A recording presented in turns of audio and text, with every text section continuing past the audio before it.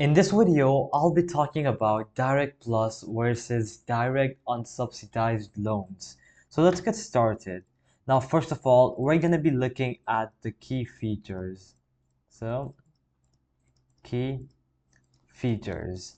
Now, first, we're going to be looking at direct unsubsidized loan.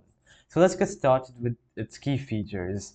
The first one that we have is eligibility. Now, this is available to undergraduates, graduates, and professional students. And no credit card is required, and financial need is not a factor in eligibility. Then we have interest rates. Now they usually have fixed interest rates, which is 5.5% for undergraduates and 7.05% for graduates for the 2024 to 2025 academic year.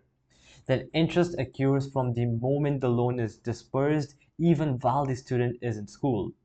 Then we have loan limits. Now, annual borrowing limits range from $5,500 to $20,500 depending on the student's grade level and dependency status.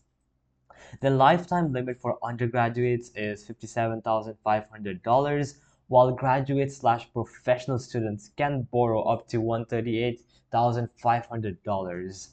Then we have the repayment terms. The repayment begins 6 months after graduation, leaving school, or dropping below half-time enrollment. It offers flexible repayment plans, including income-driven repayment options.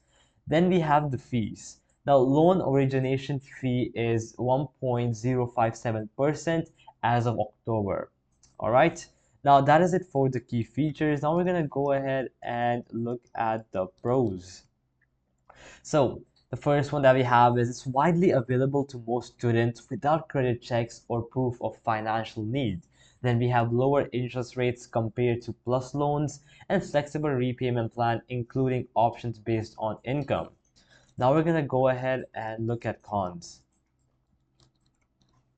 So the first con that we have is that interest accrues while the student is in school, and borrowing limits are lower than plus loans, which may not fully cover the cost of attendance. Now that is it for direct unsubsidized. Now we're going to go ahead and look at direct plus loans. So starting with their key features, we have eligibility. Now it's available to parents of dependent undergraduate students or graduate/professional students. Now it requires a credit check, and borrowers with adverse credit history may need a cosigner or demonstrate extenuating circumstances, and it's not based on financial need. Now, they also have a fixed interest rate of 8.05% for the 2024 to 2025 academic year, and interest accrues from the moment the loan is disbursed. Then for the loan limits, borrowers can take out up to the full cost of attendance minus any other financial aid received with no aggregate loan limit. And as for the repayment terms, repayment begins immediately after disbursement, but parents and graduate students can request deferment while the student is in school. Then it offers repayment options such as income contingent repayment for graduate borrowers. And the fees is 4.228% as of October 2024. Now we're gonna go ahead and look at the pros.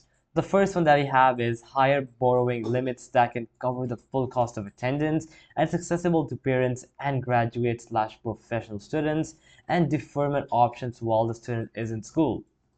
Now, for the cons, there are higher interest rates and fees compared to unsubsidized loans, and requires a credit check, which can disqualify some borrowers. And immediate repayment can strain finances unless deferment is requested. So that's basically it for direct plus and direct unsubsidized loans. And I hope that this video has helped you out, and I'll be seeing you guys next time. Peace out.